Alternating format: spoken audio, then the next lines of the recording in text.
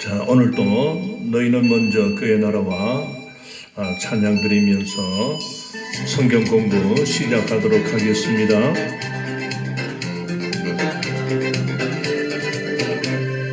너희는 먼저 그의 나라와 그의 구하라.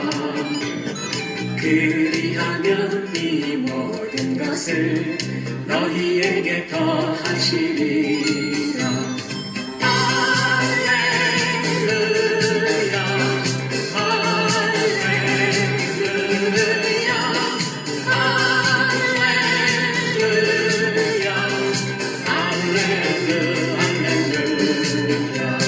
사람이 떠들어낸 설것 아니여 하나님 말씀으로 그 입의 말씀으로 살리라.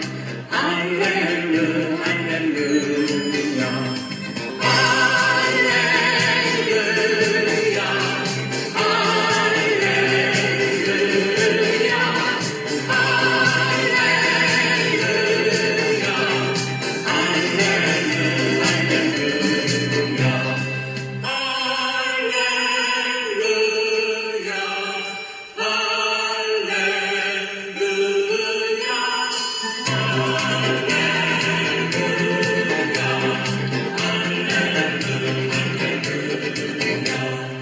구하면 너희에게 주실 것이요 찾으면 얻으리라. 두드리면 내게 열어주리라. 할렐루야 할렐루야 할렐루야 할렐루야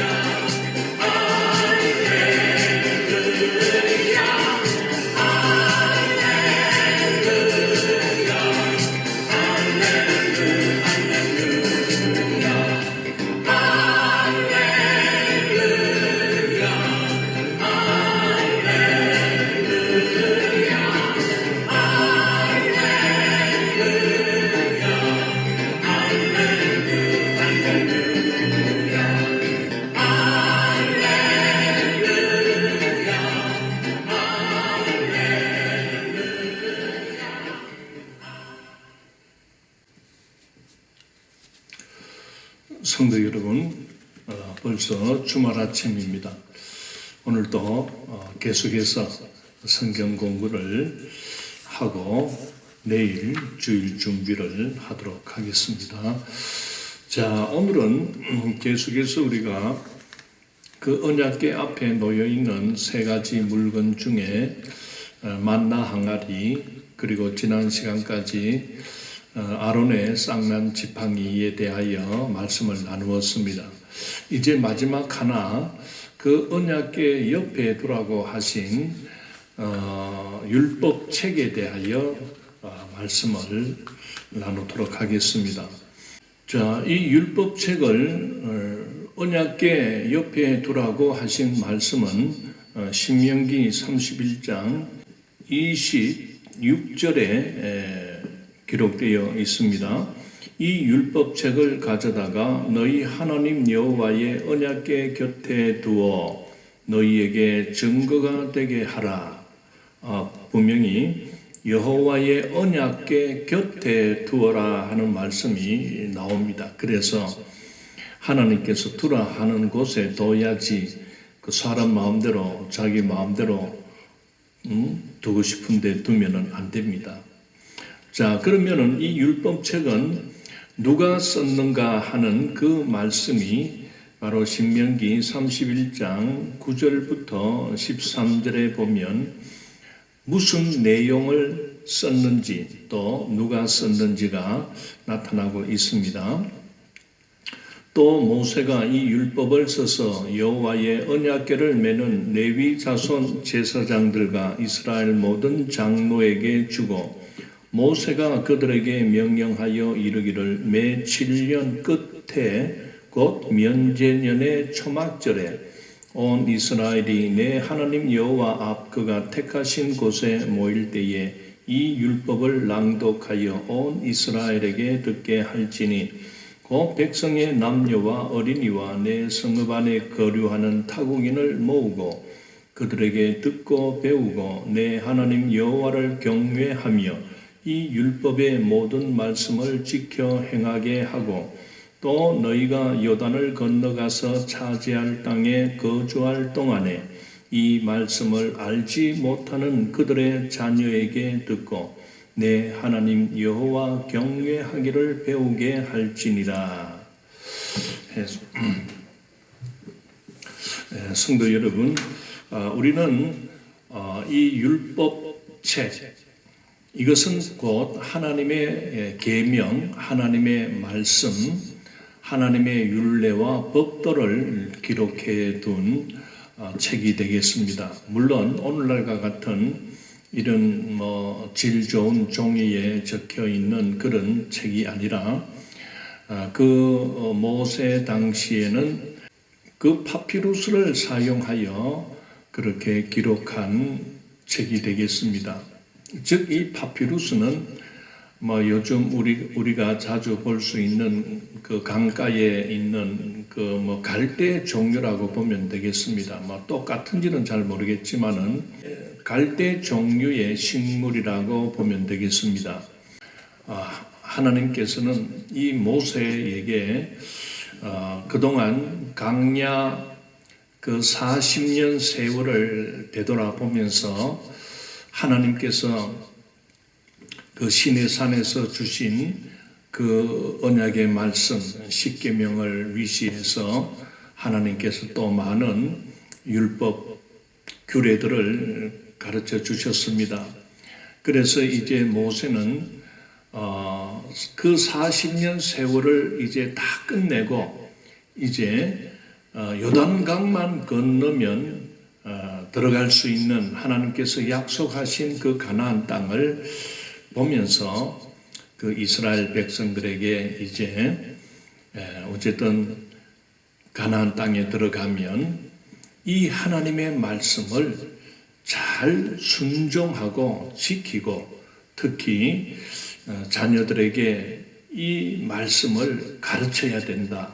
그런 의미에서 이 모세가 그 모압 평지에서 이스라엘 백성을 모아놓고 그 세 번의 그 설교를 통하여 하나님의 그 계명, 하나님의 말씀을 분명하게 그들에게 주입을 시킵니다. 실제로 그 말씀을 듣는 그 이스라엘 백성은 1세대는 없습니다. 1세대는 여수아와 갈렙 그리고 모세 이 세 사람입니다. 그래서 우리가 바란 강야에서 고라 사건이 일어난 후에 하나님께서 그들에게 벌을 주실 때에 1세대는 가나안에 못 들어간다라고 말씀을 했습니다. 그래서 한 40년 그렇게 그들이 헤매는 동안에 그 20세 이상으로 출애굽을 한 1세대는 거의 다 죽었습니다. 강야에서.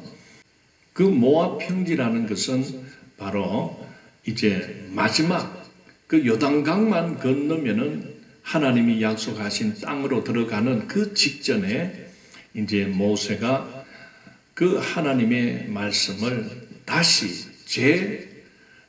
갱신하는 마음으로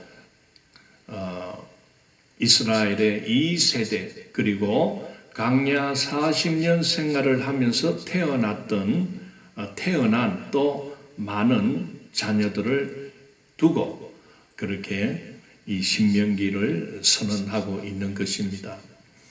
그래서 이 말씀을 기록해서 이제 그 기록한 그 책을 언약궤 곁에 두어라고 그렇게 말씀하시는 것입니다. 우리가 신명기 31장 10절부터 읽었듯이 거기에 보면은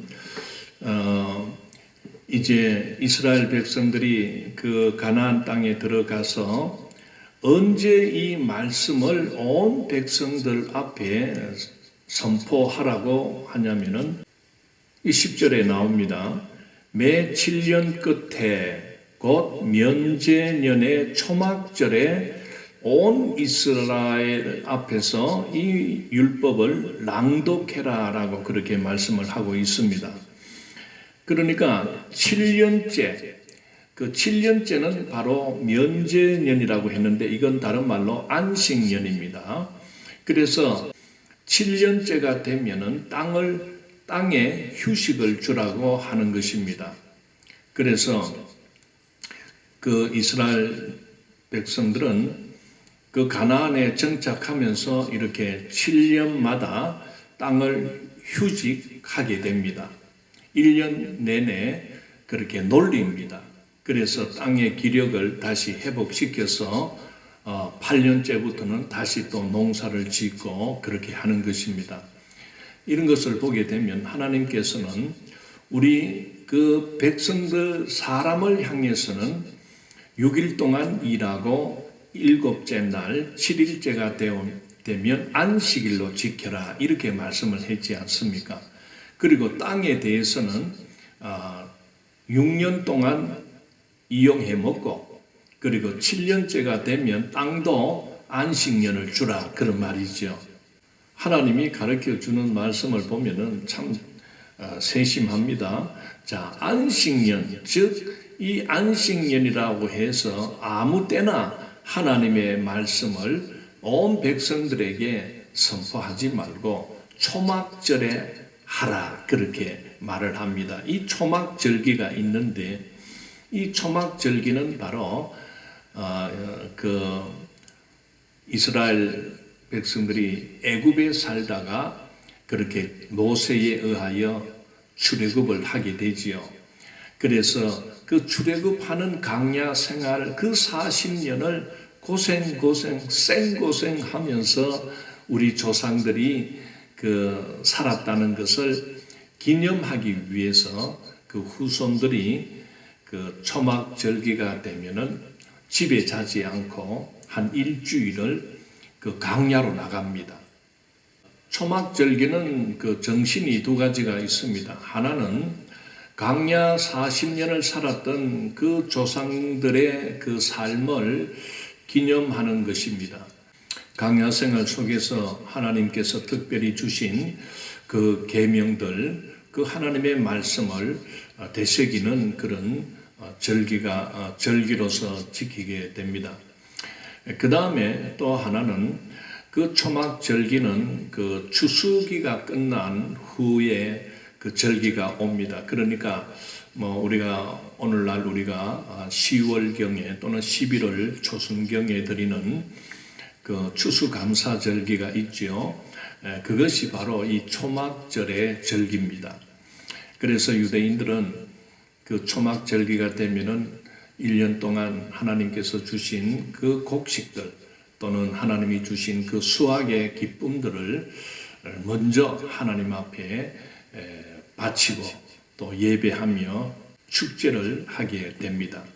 자, 그렇다면은 이 율법책을 기록해서 보관하며 그리고 후 세대들에게 끊임없이 이 율법책을 듣게 하고 그리고 기억하게 하고 배우게 해서 그 자녀들을 항상 이 하나님의 말씀으로 가르쳐라고 하는 그런 의미를 두게 된다면 구체적으로 율법책을 어떻게 활용을 해야 될 것에 대해서는 신명기 6장에 나타납니다. 한번 보겠습니다.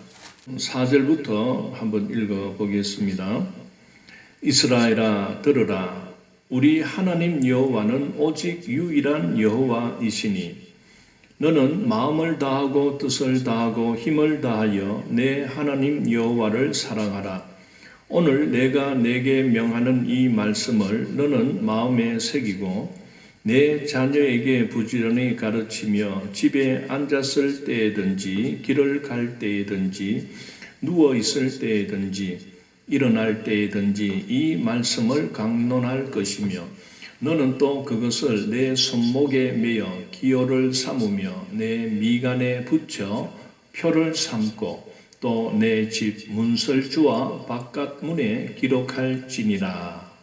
우리가 지금 읽었던 이 말씀을 보게 되면 그 율법책을 어떻게 활용하라는 그 말씀이 구체적으로 나옵니다.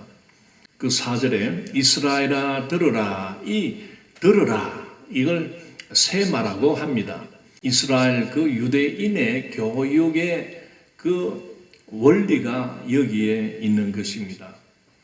그 유대인들의 교육은 항상 세마 교육입니다. 즉 들으라, 자녀들아 들으라, 백성들아 들으라, 그렇게 하는 것입니다. 우리들의 이 교육 방법과는 완전히 다릅니다. 그래서 이 세마 교육을 이렇게 하나님께서 그렇게 가르치는 겁니다. 어떻게 교육을 해야 되느냐. 자, 보십시오. 그래서 듣게 해서 우리 하나님 여호와는 오직 유일한 여호와이시다. 이거를 가르쳐라는 겁니다. 그러니까 유일신 사상을 항상 가르쳐야 된다. 이거 중요합니다. 그래서 유대인들은 오직 유일신 사상을 그렇게 갖고 있습니다. 그 구약에서 하나님이 그 교육 방법 중에서 이스라엘아 들으라. 첫 번째, 우리 하나님 여호와는 오직 유일한 여호와이시니. 자, 이것은 왜 그렇습니까? 이방인들은 다신을 믿습니다. 다신 그리고 범신론을 믿습니다. 이 말은 뭡니까? 이렇게 여호와 신앙 외에 다른 신앙을 갖고 있는 사람은 어느 하나를 믿는 게 아니고 이것도 믿고 저것도 믿고 그게 다신교입니다. 그리고 범신론이라고 하는 겁니다. 그 좋다 하는 거는 다 믿습니다. 그래 나중에 그 이스라엘이 그 가나안에 들어가면 가나안 땅에 들어가니까 온갖 잡신이 있는데 이를 성신부터 해서 그리고 농사를 잘 되게 한다 하는 이런 신, 또 사람에게 다복하게 자녀를 많이 낳아주게 한다 하는 이런 또 별신이 다 있습니다. 오늘날도 우리나라나 이래 세계를 이래 보면은 각 나라마다 온갖 그런 전통적으로 내려오는 그런 그 나라마다 그런 신들이 있습니다. 우리나라에도 우리나라 전통 종교다 해서 당군신을 믿는다 그렇게 쌓고 또 별걸 다 갖다 놓고 빌고 있지 않습니까? 산에는 산신령이 있다 해서 또는 바다에는 용왕신이 있고 저 달을 보고도 빌고 태양을 보고도 빌고 동지 섣달 참 이렇게 정한수 떠놓고 별을 보고 빌기도 하고 고목나무 앞에 가서도 또 차려놓고 빌고 큰 바위 밑에서 또 빌고 이게 바로 뭡니까? 범신론이라 하는 겁니다. 일본에 가면은 신이 800만 개나 있다고 하는데 정확한지는 모르겠습니다만 그 일본 사람들은요 뭐든지 다 신입니다. 왜 이렇게 많이 섬깁니까? 이러면요 뭐라고 하는 줄 압니까? 이 신을 믿다가 또 잘못되면은 저 신이라도 믿어야 안 되나? 그러니 이 신이 나에게 화를 준다면은 이것보다 더 센 다른 신에게도 부탁하면은 되지 않나? 이렇게 참 편리하게 그렇게 삽니다. 그러나 오늘 우리는 분명하게 오늘 주시는 말씀처럼 이스라엘아 믿으라 오직 우리는 여호와 하나님만 믿는다. 믿어야 된다. 이렇게 말을 할 때 이제 유일신 사상이라고 하지요. 그래서 이스라엘 사람들은 지금까지 그 유대인들은 오로지 그 유일신 하나님은 한 분이다. 이렇게 그 유일신 사상을 고집합니다. 그러다 보니까 그들은 그 예수님을 믿지 못합니다. 그런데 오늘 구약 성경도 받아들이고 또 신약 성경도 우리가 경전으로 받아들이고 있는 우리 개신교회, 특히 이 그리스도인들에게 우리는 어떤 하나님을 믿습니까? 물론 이 구약에서 가르치는 우리 하나님 여호와는 오직 유일한 여호와이시다 하는 말씀을 우리가 받아들입니다. 받아들이는데 우리가 오늘 신약 시대를 살아가며 신구약 66권을 깨닫고 이해하며 정말 예수 그리스도 안에서 우리가 제사함을 받고 구원함을 받고 살아가는 우리의 고백은 바로 우리에게도 하나님 한 분을 우리가 믿는다 이렇게 말씀을 하게 됩니다. 그러나 이것은 더 정확한 말은 우리는 성삼위일체 하나님을 믿는다 이렇게 우리는 고백하는 것입니다. 이것을 우리가 잘 깨닫지 못하면 기독교인들은 삼신을 믿느냐 이렇게 오해하고 또 착각할 수가 있습니다. 그런 것이 아닙니다. 자, 이 구약에서 나타나는 하나님은 바로 성부 하나님의 모습입니다. 그러나 그 성부 하나님께서 이 온 우주 만물을 창조하셨습니다. 그리고 이 세상에 죄로 말미암아 죽을 수밖에 없는 모든 인류를 하나님께서 긍휼히 여겨서 우리들의 구원을 위하여 하나님이 육신을 입고 이 땅에 오신 그 하나님을 우리는 성자 예수님이라고 그렇게 부릅니다. 예수 그리스도를 구주로 영접하며 믿는 자들에게 그 하나님께서는 성령을 부어주신다고 했습니다. 바로 믿는 자 안에서 함께하며 가르치며 지키며 인도하는 그 하나님을 우리는 성령님이라고 부르는 것입니다. 그래서 하나님은 한 분이시나 삼위가 계신다. 즉 성부, 성자, 성령 하나님이 우리와 함께 하신다는 것을 믿습니다. 이렇게 오늘 우리들은 하나님을 믿는 것입니다. 그러다 보니까 유대인들은 우리 이 개신교인들, 즉 기독교인들을 이걸 인정하지 않습니다. 자기들의 시각으로 보면 우리 개신교인이나 그리스도인들은 엉터리처럼 보일 뿐입니다. 왜? 그들은 이렇게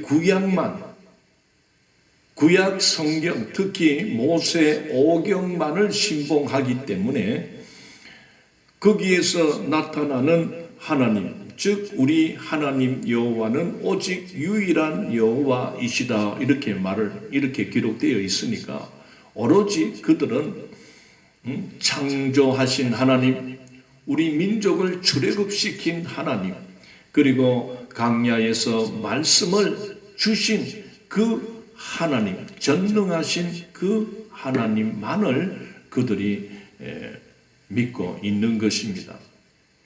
그러니 오늘 신약 시대를 살아가는 오늘 우리가 볼 때는 참 우리는 이방인으로서 이렇게 참 뒤늦게 우리가 이 성경 신구약 말씀을 듣고 우리가 깨닫고 이렇게 나아갈 때 물론 유대인들이 주장하는 그것도 맞는 말이지만은 그들은 창조주 대신 그 성부 하나님만 주장하고 있구나 그래서 좀 안타까운 마음이 있습니다. 그 창조주 하나님, 성부 하나님 속에는 성자 예수님이 계시고 그리고 성령님이 계신다는 것을 저들은 깨닫지 못한다. 그렇게 우리가 보고 있는 것입니다. 그러나 지금 놀라운 일들이 일어나고 있습니다. 그 골수 그 유대인들이 이제 최근 들어서 많은 자들이 예수님을 인정하고 예수님을 받아들이고 있습니다. 놀라운 변화들이 일어나고 있습니다. 그래서 우리 선교사들 중에 보면은 그 이스라엘에 가서 그 선교하는 분들도 있습니다. 제 친구 중에 초등학교 때부터 친구인 선교사님 한 분이 그 이스라엘에서 공부하고 또 이스라엘에서 그 선교 사역을 하고 있습니다. 이 유대인들은 그 자녀 교육에 아주 철저합니다. 왜냐하면은 이 모세 오경에서 나타나듯이 자녀들을 위한 이 말씀, 이 율법책을 자녀들 교육을 위해서 끊임없이 지속적으로 읽히게 하고 그들에게 듣게 했던 것입니다. 들어라. 이것이 그 유대인들의 그 교육 방법인데 오늘 우리들도 좀 이 본받을 게 많습니다. 이 세마 교육이라는 것은 바로 자녀 세대를 어떻게 교육을 하는가에 대한 방침입니다. 이 부모된 자들은 그 자기 자녀들을 가정에서 끊임없이 하나님의 말씀을 가르칩니다. 듣게 합니다. 그래서 유대인들의 그 세마 교육 방법은 오늘 우리들과 같은 주입식 방법이 아닙니다. 그들은 자녀들과 함께 부모들이 앉아서 특히 아버지가 그 여호와 신앙, 그 율법 교육을 시킵니다. 그러면 이 아버지는 그 부모된 자들은 항상 그 자녀들에게 그 아침이나 아침 저녁으로 반드시 그 자녀들을 앉혀서 그 하나님의 그 율법책을 읽게 하고 암송하게 합니다. 자, 그저 명령만 하는 것이 아닙니다. 유대인 부모님들은 반드시 부모된 자로서 모범으로 그리고 그 말씀을 본인 스스로가 실천하는 그런 본을 보여주는 것입니다. 그러니 자녀들은 부모들의 그 삶의 모습을 보면서 우리는 이렇게 살아야 되는구나. 항상 여호와 하나님을 찬양하며 여호와 하나님의 말씀을 지키며 순종하며 살아가는 것이 하나님의 복을 받는 길이다. 그렇게 그들은 받아들이는 것입니다. 이 유대인 부모들은 그 자녀 교육을 할 때 그저 앉혀놓고 문제를 풀게 하고 책을 크게 읽고 암송하고 이렇게 하는 것보다는 주입하는 교육이 아니라 먼저 자녀들에게 궁금증이 있으면 언제든지 질문을 하라고 합니다. 원래 이 어린 아이들은 보면은 호기심도 많고 궁금한 게 많습니다. 그래서 우리도 어릴 적 자녀를 키우다 보면은 이게 뭔데요? 몰라요? 이런 이야기를 잘 합니다. 그런데 우리나라 부모들은 물론 소상하게 그것에 대하여 설명해주고 하는 부모님도 있지만은 때가 되면 다 안다 하면서 핀잔을 주는 경우가 또한 많습니다. 그러나 이 유대인 세마 교육은 그게 아닙니다. 절대로 아이의 질문을 무시하거나 다음에 이렇게 하지 않습니다.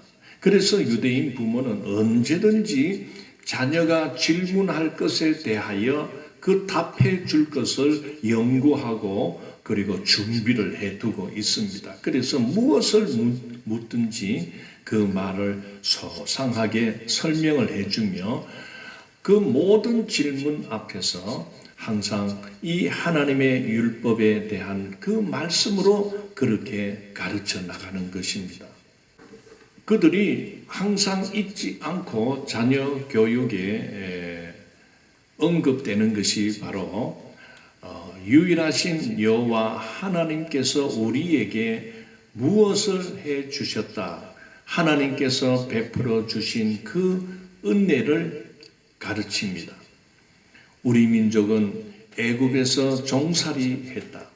그 종살이에서 우리 민족을 해방시키고 자유함을 주신 분은 바로 여호와 하나님이시다. 이것을 반드시 각인을 시킵니다. 그래서 이거는 바로 하나님께서 그 출애굽한 백성들에게 그 십계명을 주실 때에 하신 말씀입니다. 우리 한번 보겠습니다. 자, 출애굽기 20장에 그 십계명 내용이 나오는데 1절, 2절을 한번 보겠습니다. 하나님이 이 모든 말씀으로 말씀하여 이르시되 나는 너를 애굽 땅 종되었던 집에서 인도하여 낸 내 하나님 여호와니라. 이건 하나님이 그 이스라엘 백성에게 처음으로 계명을 주면서 언급한 말씀이 내가 너희들을 출애굽해서 내가 너를 애굽 땅 종되었던 집에서 인도하여 낸 여호와 하나님이다. 이렇게 말씀을 하나님 스스로가 그렇게 하고 있지 않습니까? 그러다 보니까 그 유대인들은 그 자녀들에게도 똑같이 어떤 교육을 하든지 어떤 질문을 하든지 그 답변을 할 때는 항상 우리 민족은 애굽에서 종살이 했는데 우리 민족을 이렇게 가나안 땅으로 오게 하신 분, 우리를 인도하신 분은 바로 여호와 하나님이시다. 이 사상을 분명히 심어줍니다.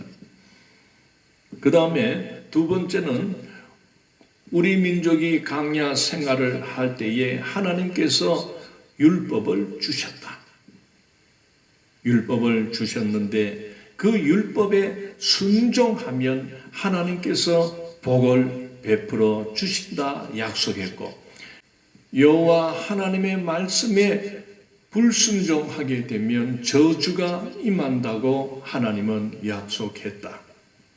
그래서 복과 저주가 임하는 것은 바로 우리가 하나님의 율법의 말씀에 순종하느냐 안 하느냐에 달렸다. 이것을 분명히 심어준다는 것입니다. 이 신명기는 바로 모세가 그 40년 동안 출애굽하면서 하나님이 시내산에서 주신 그 십계명으로부터 그리고 모든 율법과 규례와 법도를 재언급하면서 언약의 재갱신으로 그렇게 그 후세대들에게 가르치는 것입니다.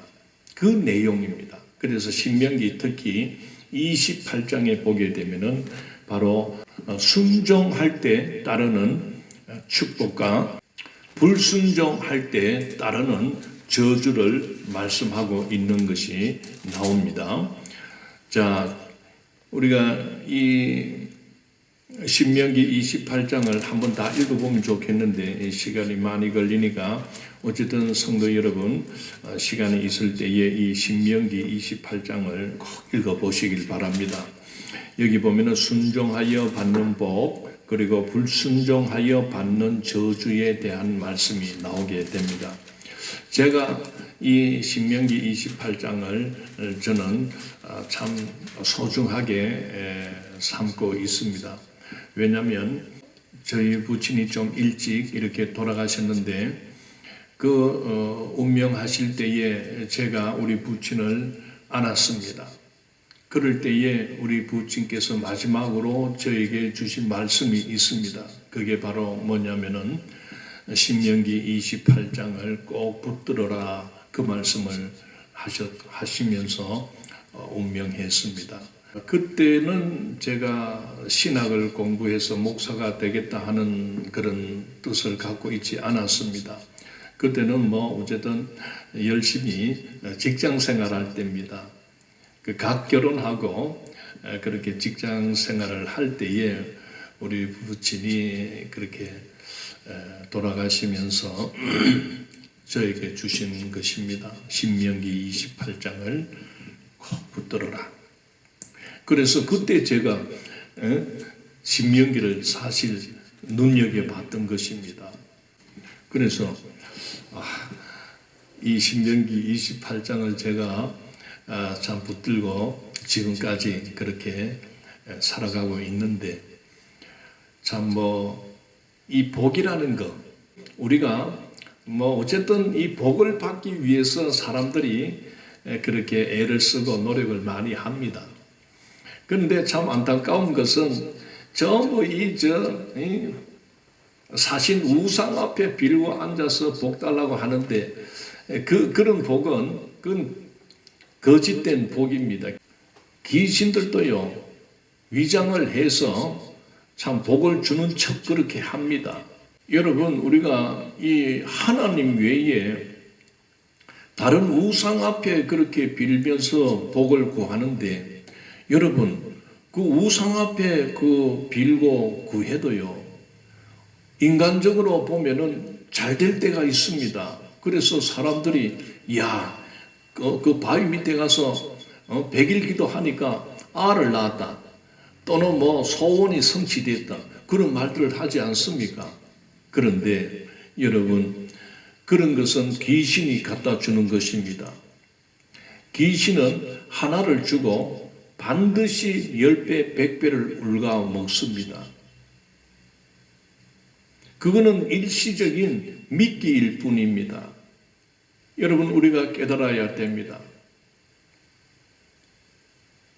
오직 우리에게 주시는 복은 여호와 하나님이 주시는 복이, 그게 참된 복이고, 참된 복이요 영생의 복입니다. 무지한 자들은 그저 내가 이 땅에 살면서 돈 많이 벌고, 그저 건강하고, 그저 내가 막 맛있는 거 많이 먹고 좋은 집 짓고 극하는 어떤 내 자식이나 남편이 아주 진급도 잘하고 높은 자리에 올라가면 그게 복인 줄 알고 거기에 그냥 그래 삽니다. 이 땅에서 성실하게 열심히 자기의 맡은 일에 그렇게 열심히 하면 참 하늘이 감동해서 복을 준다고 하지 않습니까? 그러나 예수 그리스도를 통하지 않고 얻는 그런 복은 일순간은 우리에게 나타날 수가 있지만은 그것은 영원한 복이 될 수가 없습니다. 잠시 기쁨은 있겠지만은 곧 기쁨이 슬픔으로, 우선 나에게 다가온 일확천금이 우선은 기쁘고 좋고 즐겁지만은 이것이 오히려 나의 인생을 패배시키고 내 모든 것을 망하게 하는 그 원인이 되는 것입니다. 돈을 사랑함이 일만하게 뿌리라고 했습니다. 그래서 우리는 그저 세상의 물질, 그저 세상에서 얻는 것을 우리가 최고인 양 그렇게 붙들고 살아간다면, 비록 우리가 신앙생활을 하며 믿음 생활을 하며 예수 그리스도를 구주로 믿고 살아가는 우리의 이 믿음 생활이 때로는 힘들고, 때로는 여러 가지 믿지 않는 자들보다 우리가 참 물질적으로나 여러 가지 부족한 것이 많다 해도, 여러분, 참된 복은 물질의 복이 아닙니다. 참된 복은 우리의 영혼의 복입니다. 우리의 영혼이 지옥으로 들어가지 않고 우리의 영혼이 거듭나 새 생명을 얻어 영원한 생명을 가지고 영생의 나라 천국에 들어가는 이것이 최고의 복이요 참된 복입니다. 그저 일순간 내가 많은 돈을 벌었다, 얻었다, 또는 내가 아프다가 건강해졌다, 또 우리 자식들이 아주 좋은 자리에 들어가서 돈을 많이 벌고 그렇게 출세를 했다, 이렇게 그것을 복으로 알고 살아가는 자들은 언젠가는 자기 손에 쥐어졌던 그 부귀영화가 바람같이 사라질 날이 오는 것입니다. 그래서 그저 단회적인 그저 일생 안에서만 주어지는 그러한 물질적인 복에 너무 우리가 현혹되어서는 되지 않습니다. 좀 부족함이 있다 해도 영생의 복, 천국의 복을 소유하는 자가 되시기를 바랍니다. 여러분, 오늘 이 율법책을 이렇게 기록해서 보관케 하라는 말씀을 우리가 통해서 오늘 우리는 바로 이 율법책은 오늘 우리에게 주어진 이 신구약 66권 이 성경책입니다.